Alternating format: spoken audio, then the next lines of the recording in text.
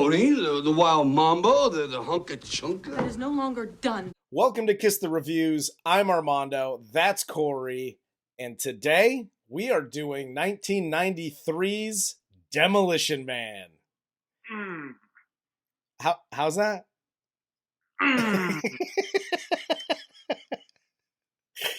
Outstanding. That's how we show support. Us 90s kids. So, I don't know what your first off thoughts are about Demolition Man. I'll tell you what I remember about Demolition Man from when I saw this movie at the theater in 1993. I loved this movie. I loved Wesley Snipes. I was like, yep. Wesley Snipes got blonde hair. Dig that. And everything blew up. I loved it. Everything blew up. Yes. The best thing about this movie is the title, because it doesn't disappoint. No.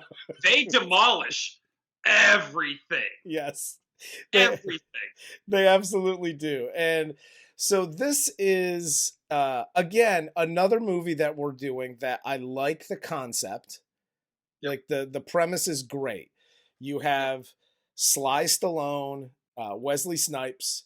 Sly's the cop. Wesley's the bad guy. He's ultra violent if you read IMDb these days. Yeah, exactly. So he's basically, spending his career trying to chase and arrest Wesley Snipes.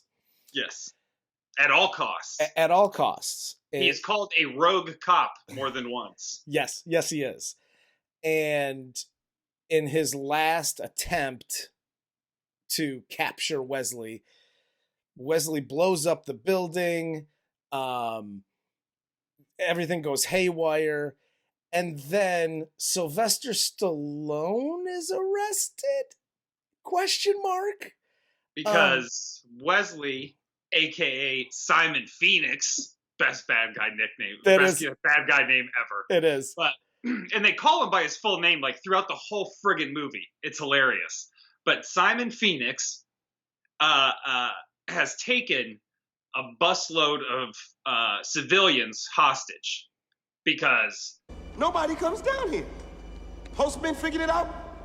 Policemen figured it out. But the goddamn bus drivers just wouldn't listen. He naturally takes them hostage, and in his own downfall, sets up John Spartan, which, again, pretty good fucking name for a good guy. The names in this are really good. Fantastic. But sets up John Spartan for their demise because he is the Demolition Man. He's reckless. Damn it, John, I'm tired of this Demolition Man shit. You are not supposed to come down here. You are not supposed to attempt the arrest of Phoenix single-handed. And you are not supposed to blow anything up. He never looked for the passengers. So where are the hostages? They're not here. What do you mean they're not here? So how do you know they weren't in there? Are you sure? And, spoiler alert, they was already dead. Yes, exactly. Now, I have a lot of questions just about the beginning. So, after all this takes place, and you're going to pay for this, John Spartan. They throw the book at him harder than they do Wesley Snipes. You've been sentenced to 70 years, sub-zero rehabilitation in the California cryopenitentiary for the involuntary manslaughter of 30 innocent civilians. You'll be eligible for parole no earlier than the year 2046. That was my question. So Sly gets 70 years in this deep freeze chamber that apparently they invented in 1993 or 1990. Yeah. It takes place in 1996. But couldn't invent a forensics team because even when the body's burned, they still know if they were dead before or not. Exactly. So he gets 70 years. Snipes gets paroled after 36 years. He has a parole hearing. Yep. I'm sorry. I thought cops looked after cops. That was just my thing. But whatever is what it is. Sylvester Stallone gets the book thrown at him. He had it coming. He's reckless. He deserved it. Get him off the street. Damn it, John, I'm tired of this Demolition Man shit. So, 36 years later, Wesley Snipes comes up for parole. He gets de-iced or whatever the hell. How was he up for parole at all? I don't know. It seems like this whole deep freeze, because apparently they... Well, I guess Cocteau did. Or, what's your name for him again? I forget. Dickfoot? Dickfoot. Dickfoot, Cocteau, whatever. By the way, Dickfoot, Madam Exposition, right there together. Two best names ever said on this show. But, so, Dickfoot did actually set it. It makes sense that he would set it up for him to get paroled. Yeah, I guess. But so I guess we can fix that plot hole with some Gorilla Glue. Here's the other thing that I have questions about. So Snipes, at his parole hearing, like, if you're just a good guy, you could get out on parole. But he just decides to kill everybody.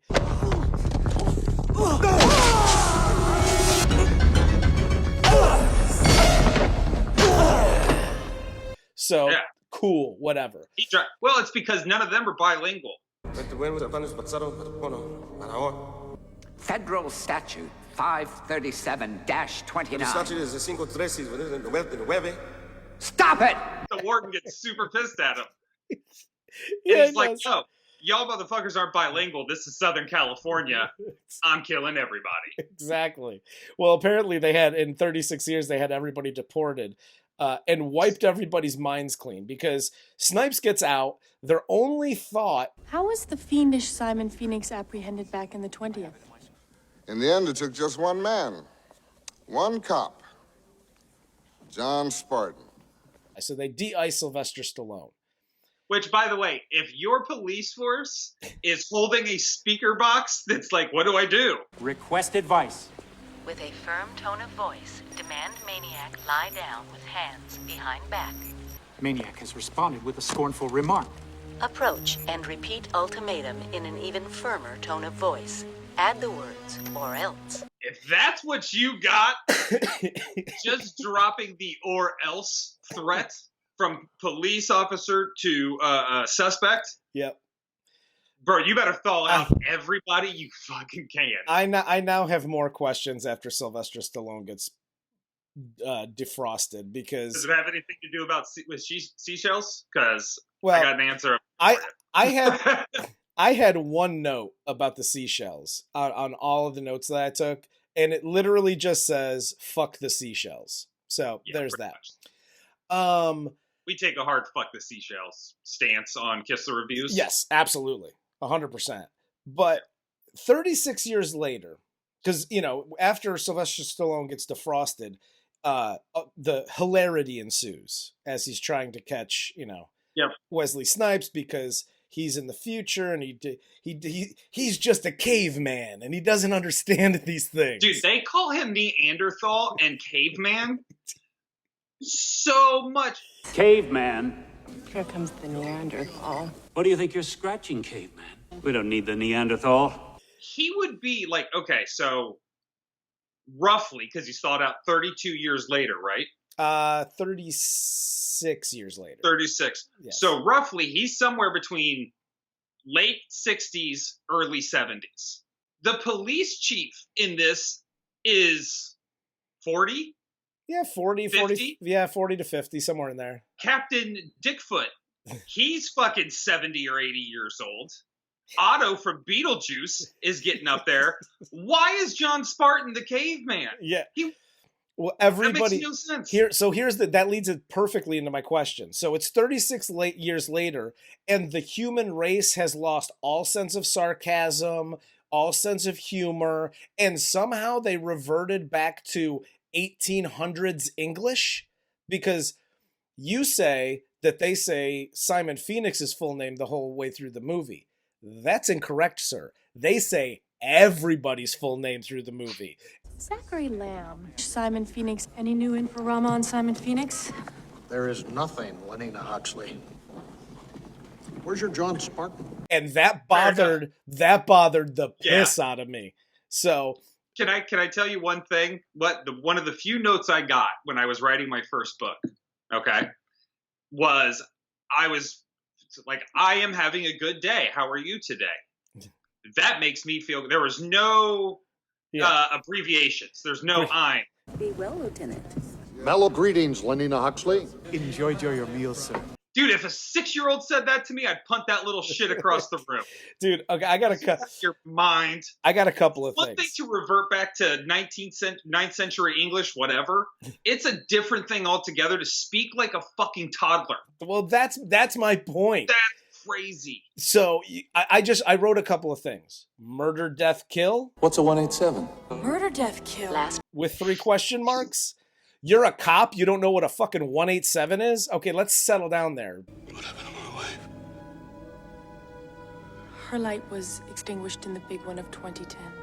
Her light was extinguished in the big one in 2010? Okay. And then my third note was that they used people's full names. Everybody's full name was used in this movie. And that irritated me more than the childlike English that they used throughout. But I'm reversed on that, but same page. We find out that that Snipes escapes because of Dr. Dickfoot's Dr. Raymond Dickfoot's hand is responsible for that. It's his brainchild. And again, how many movies are we gonna do that have this super convoluted bad guy plan to take over because he wants to change everything, wants to keep everything the same in St. Angeles, and he wants everybody to talk like toddlers because honestly he looks like a pee-pee toucher, but whatever. You let Snipes get out, right? Who Wesley Snipes plays a lunatic murderer, rapist, and you program him with Urban combat kill, torture methodology, computer override authority, terrorism tactics, weapons training, martial arts, murder, death, kill, explosives technician, violent behavior. This is just to kill Edgar Friendly, who is played by Denis Leary. Interesting fact, he stole that role from Bill Hicks. Did he now? Rumor has it. Did not know that. So, yeah, so Denis Leary playing Edgar Friendly. So, you know exactly where and how to get to Edgar Friendly because he lives down under. And you know what he looks like because he pops his happy face everywhere throughout this movie. Yep. And your plan is to thaw out a lunatic from 36 years ago? For what purpose?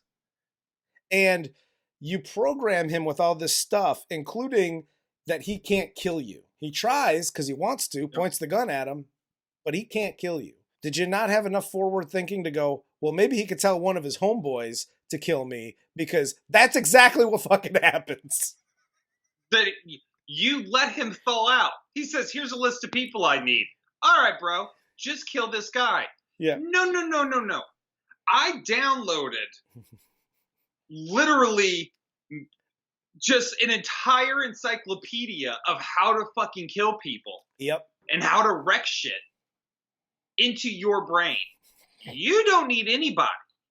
You need to get your ass back down there and do your job. When she tells him, don't you have a job to do? Okay, yeah, I'm going to kill this guy. Yeah, I know you are, because that's what I programmed you to do. Well, first I need these people. No, you don't. I'm hiring you to kill one guy. You're one guy.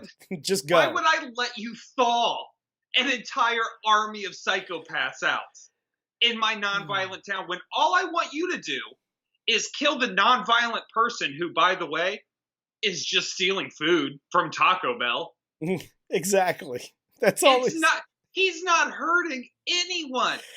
No. They spray graffiti, right? That's a bit. They're graffiti sprayers. You have walls that come out and zap all that off. What the fuck is your problem? Exactly. Oh my God. So, and after he gets out, I mean, the first thing that Wesley wants to do is get a gun because, that's what bad guys do. Sure. So Well, no, the computer says he's going to set up a drug lab. It is determined he will attempt to set up a new drug lab and form a crime syndicate. That is correct. Phoenix is going for a gun, plain and simple. Trust me. in his quest to find a gun, Wesley goes to the museum because that's where the only guns. There's no guns exist. Sorry. Yes. Which, by the way, Police Chief Uncle Fester comes up with at the last minute. The only place a person can even view a gun in this city is at a museum. Yep. Yep. That would do it. Now he goes to the museum, and there's a really unexpected, unwarranted of 2010. Specific information concerning objects. It was out of nowhere, and I laughed because I was trying to figure out like why that was in the script or if Wesley Snipes just improv that. But either, like, if I was like, okay, if it was in the script, I guess because he's such a bad guy, like he's also like racist against Asian. Like, I had no idea why that was there. But that wasn't the case. Like in the 90s. See, we came up in the 90s. Yes. And coming up in the 90s, there was one form of acceptable racism that was still left, and that was against Asian people. You could make fun of Asian, and that includes India. You could just wreck the entire continent of Asia in one gigantic racist stereotype in the 90s. True. Nobody gave a shit. They all thought it was funny as hell. True. Okay. It kind of then creeped over. So that was just to try and make him funny. Fair enough. We'll move on. That's all that was. Yeah. But for the 90s kids. Going back to guns. Okay. He finds the guns in the museum, right? Yep.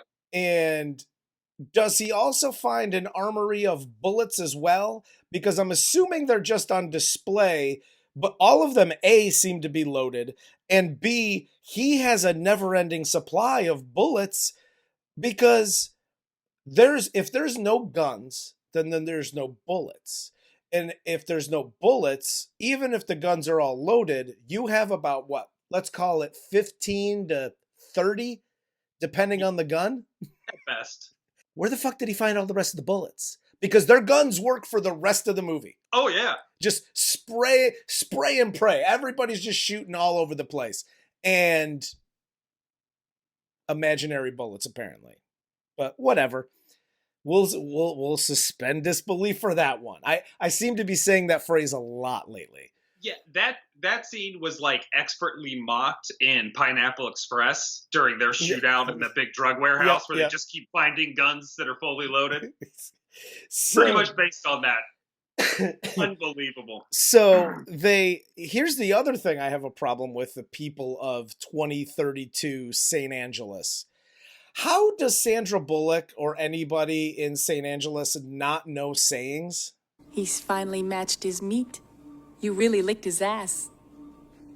That's met his match and kicked his ass. Listen, you're all 5 years old and you need a fucking goddamn timeout with all the speech because... Oh, at the end of the movie, Benjamin Bratt goes, fucking A. And then looks over at like Denis Leary and Sly Stallone like he's a 5-year-old that just cursed in front of his parents. And giggles and does like a whoopsie. But unbelievable. Just the infantile manner in which everybody behaves is crazy. The rest of this movie is literally just a hodgepodge of trying to chase Wesley Snipes, getting to know Edgar Friendly, finding out that Taco Bell is a nice restaurant, like a 5-star restaurant that apparently doesn't give you the shits anymore. Because they didn't say that. No, it's just a 5-star restaurant. But when they go to dinner at the Taco Bell, because Dickfoot invites Sly to the Taco Bell for a very nice evening, is Sly's suit, because everybody's dressed up, is he wearing a Cobra Kai gi? Yeah, he's basically in a kimono. But yeah, so I was expecting a big giant cobra on the back of Sly's black gi. But he during that dinner, Edgar Friendly, Denis Leary comes up and they steal the Taco Bell food. But that's when the sex scene comes up. It's right in that area. That's right after Taco Bell, Yeah. where they have sex. Because Yeah. she watches them fight and is like, yo, we're boning. Yeah. Even though you're like decades and decades upon decades older than me. I know everybody it makes fun of the sex scene and you know how awkward it is, and they put on helmets. I think the sex scene is the weirdest scene in the movie, and not why everybody else thinks. Like, personally, between you and me, I'd like to try one of those helmets. Sure, I'm good with that. I thought it was now. Because I don't know if I have time, but not right now. Is that what you sent me for Christmas? Was one of those helmets? I did.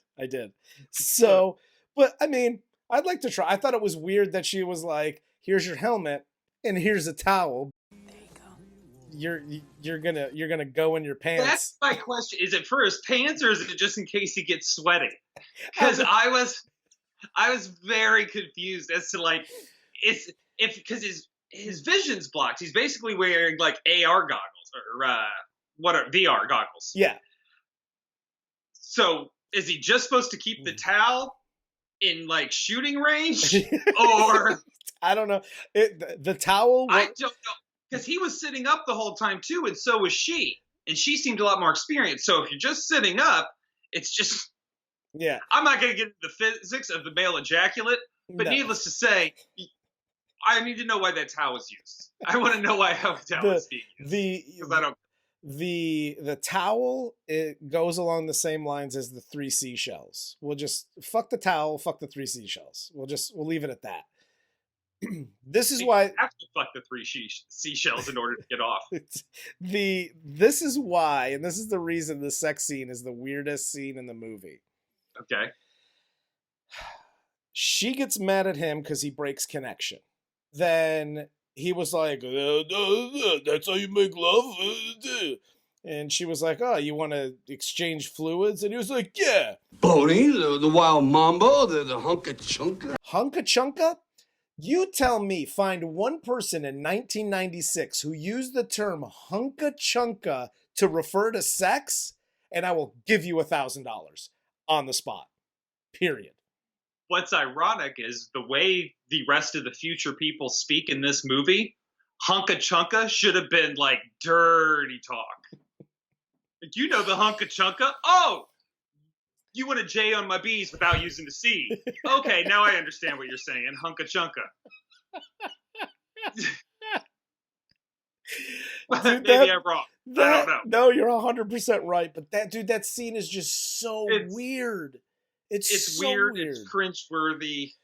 It's unnecessary. And this is one. Anybody that screenwriters out there, whatever, this should have been his daughter. Because and I'm not saying that because of the sex thing. This isn't a Pornhub thing. This is they foreshadow his daughter being out there somewhere. Yes. His daughter still being alive. Yes. Now, the reason it's not is because there's a massive time problem. His daughter was alive when he went in. It's been 32, 36 years. Sandra Bullock's very clearly not anywhere near 30 at that point. Yeah. So, couldn't have been. But that's my biggest complaint with this movie. And they make you think going up to this whole part that it might be his daughter. Yeah. And then they have sex, and I don't know why I bit the side of my mouth when I said that. But they have sex, and then you're like, oh, even virtually? I hope that's not his fucking daughter. Yeah. Well, I have a problem. No way. I have a problem that's your biggest problem with the movie. Because it's like it's a emphasis on sci-fi movie. Yeah. I get it. There's a lot of problems, but the daughter aspect, I guess, Fair that enough. would have been a cool way to close off the movie instead of 40-year-old Stallone grabbing 20-year-old Sandy Bullock and just being like, Are all fluid transfer activities like this? awesome. And then she grabs him and is all of a sudden the world's best kisser. Yes. By the way, Sly, that's a 25-year-old virgin you're about to take home. Think, bro. You don't be that guy. It might be fun to talk about at parties, but it's in reality, that's not for me. Oh, it was great. That was great. That was great. That's going to be her first time? Come on. Oh, it was great. It was great. It was great. You're great. So after the awkward, weird sex scene hunka chunka, they go down into the underbelly of the city to find Denis Leary. He eats a rat burger. Well, the hamburger is made out of rat. Yes. He's also swigging back beer. Yes. I didn't see any wheat fields in the sewers. Well, maybe they stole the beer. What are you using for your yeast, bro? Stop it. Don't do that. Just asking. Don't do that. Just asking. It was great. It was great. The beer's great. So they find Denis Leary, right? Mm-hmm. They're talking to Denis Leary and in this whole like kind of standoff thing. And even though the whole movie, Sly keeps referring to detective work and this is what cops do. It's great. This is what cops do. It takes him 5 minutes until he tells Denis Leary, You're the guy outside Taco Bell. Way to go, Sly.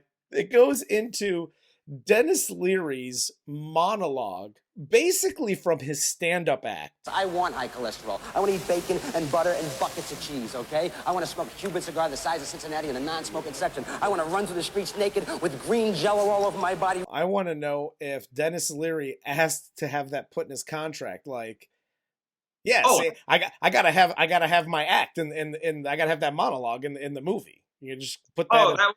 They had the original shit in the can, and it was go ahead, Dennis. Like we're rapping a couple minutes earlier today, just riff. Yeah, give us a couple.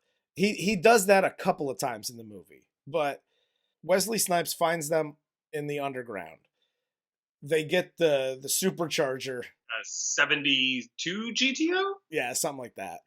They bust out of there. They're chasing Wesley Snipes, and Sly's driving, but basically just says, hey, I'm going to climb out onto the top of this car because that seems better. Here, you drive. You take the wheel. Sandra Bullock then proceeds to go all over the road, brake, gas, like she's never driven a car. They have cars there. Earlier in the movie, she actually takes the wheel and drives her own cruiser. But she doesn't know how to drive. Why? Because there's gas in it and it's not electric? Yeah. Sure. Fine. There's just a lot of shit like that just really gets like how to me. she's such a 20th century pop culture file that she actually knows kung fu just as well as Wesley Snipes does. Because she watched a Jackie Chan movie. Anyway, where the hell did you learn to kick like that? Oh, Jackie Chan movies? Interesting fact, just because you brought it up, Jackie Chan was actually originally considered for the villain, but didn't want to take it. Because he didn't want to be the bad guy. Is that for real? Oh, outstanding. Yeah. Along with the names up there. All right. I can barely read it, but I got you. I got you. Yeah. JCVD and Seagal were the original two guys cast for this movie. But neither of them wanted to be the bad guy. So they both dropped out.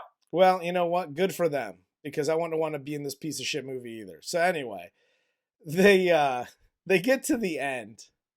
And after Sandra Bullock reveals that she learned karate from watching,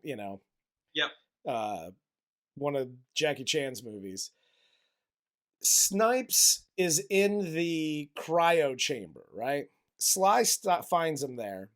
Snipes picks him up like one of those, like you're trying to win a stuffed animal thing. Yep. Sly's in this thing. Can't get out. And... Which does not happen to a stuffed animal you try and get out of the cage. No, it doesn't always at all. fall out. But Snipes shoots it at Sly with an Uzi. Not enough Uzis in movies these days, but whatever. Uzis were used in all the 90s movies. It's like a bunch of people started buying Uzis in this country and then realized, wow, this gun is completely impractical. It's such a piece of shit. Yeah. This is really dumb. Why do I own this piece of trash gun? Uzis were so prevalent in the 90s. I had a Uzi squirt gun, and it was just as big of a piece of shit as the real thing. So I had an Uzi and a Mac-10 play gun. And they worked as real as the actual Uzi and Mac-10s. You had a Mac-10 play gun? Who was your dad? Yeah. Was your dad Snoop Dogg? No, it was Mac-10. But anyway, when he shoots at him with the Uzi, and now that I talk through it, it makes sense. He literally shoots everything on the arm except for Sly himself.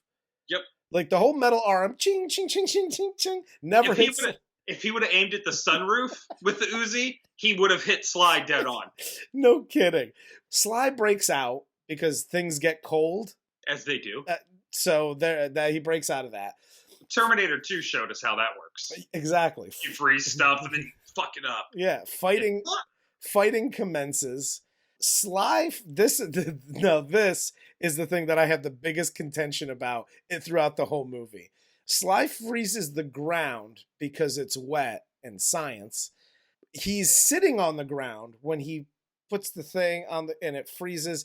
It freezes Wesley Snipes immediately, like right up the feet, but not Sylvester Stallone, who's sitting on the ground right next to Wesley.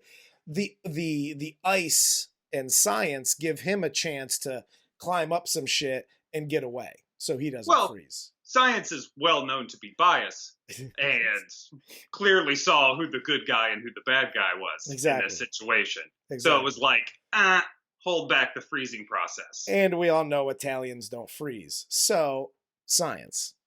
Snipes is shattered, in the cryo lab, right? That's destroyed. Everything blows up because action movies. Science. And science. And Sly fixes St. Angeles by suggesting that the police chief get a little dirtier and Denis Leary take a shower. I'm going to tell you what you're going to do.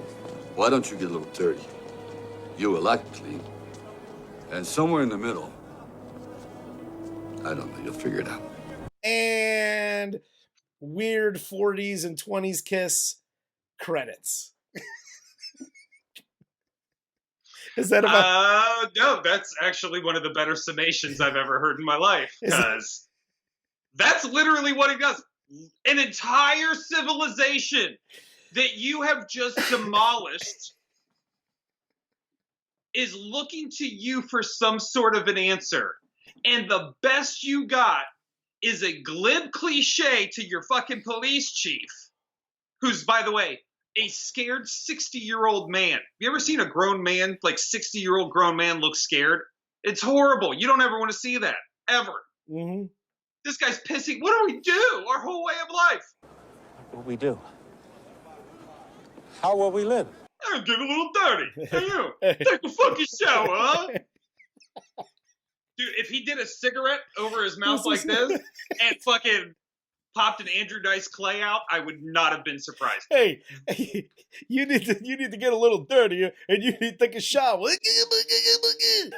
Watching these movies is what's making me an angry old man. You know what? I think so too, and I think you said it perfectly when we did Total Recall. Like, this isn't supposed this whole channel, what we do, isn't supposed to ruin our childhood, but damn, it's getting close. It's Go back and watch the first 3 videos because nobody else did. You'll be able to see you'll be able to see it.